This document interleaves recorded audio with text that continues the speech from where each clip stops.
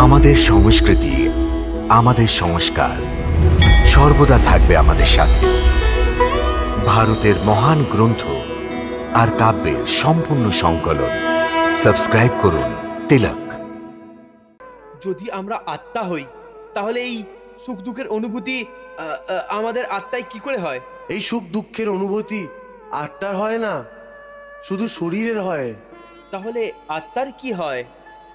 আত্মার কিচ্ছু হয় না, কারণ এই হওয়া না হওয়া, সুখ দুঃখ, সর্দি গরমি এইসব প্রকৃতির নিয়ম। আত্মা তো অবিনাশী পরমাত্মার অংশ হয়, সেজন্য আত্মা প্রকৃতির সীমার থেকে বাইরে আছে। আত্মা অচিন্ত্য, মানবীয় চেতনার চিন্তার জালে ফাঁসে না।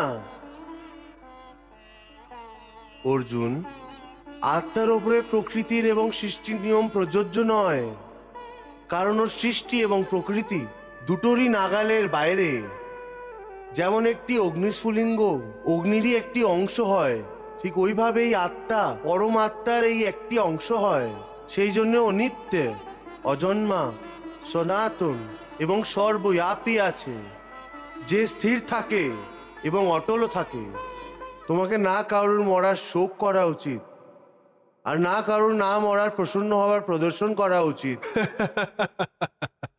না জীবিত থাকার জন্য আনন্দিত হও, নাই কেউ কারোর মৃত্যুতে দুঃখ হও। আরে এটা কি ধরনের উপদেশ হলো?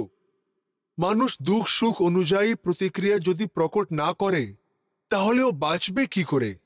আর তাহলে ওর মধ্যে আর কোনো পাথরের মূর্তিতে কি পার্থক্য থেকে যাবে? মহারাজ, শ্রীকৃষ্ণের কথাকে বোঝবার মতো সামর্থ্য আমার মধ্যে নেই। তা সত্ত্বেও আমার বুদ্ধি ওই কথার যা অর্থ গ্রহণ করেছে, ওই ভাব অনুযায়ী শ্রীকৃষ্ণ চান যে অর্জুন যুদ্ধভূমিতে আবেগের বশত মোমের পুতুল যেন না হয়ে যায়, বরং বীরত্বের একটি পাহাড় হয়ে দাঁড়িয়ে থাকুক, যাতে আবেগের গরম ওকে গলাতে না পারে। কারণ ও কোনো সাধারণ মানুষ নয়, একজন যোদ্ধা। হ্যাঁ, এই কৃষ্ণ তো এটাই চায় যে অর্জুনের হৃদয় যেন পাথরের হয়ে যায় আর ও কৌরবদের মেরে ধ্বংস করে দিক। ক্ষমা করুন মহারাজ, শ্রীকৃষ্ণের বলার শুধু একটি মাত্র উদ্দেশ্য নয়। ওনার বলার অর্থ এই যে মানুষকে নিজের অথবা পরের কারোরই মৃত্যুর শোক না পালন করে নিজের ধর্মের পালন করা উচিত।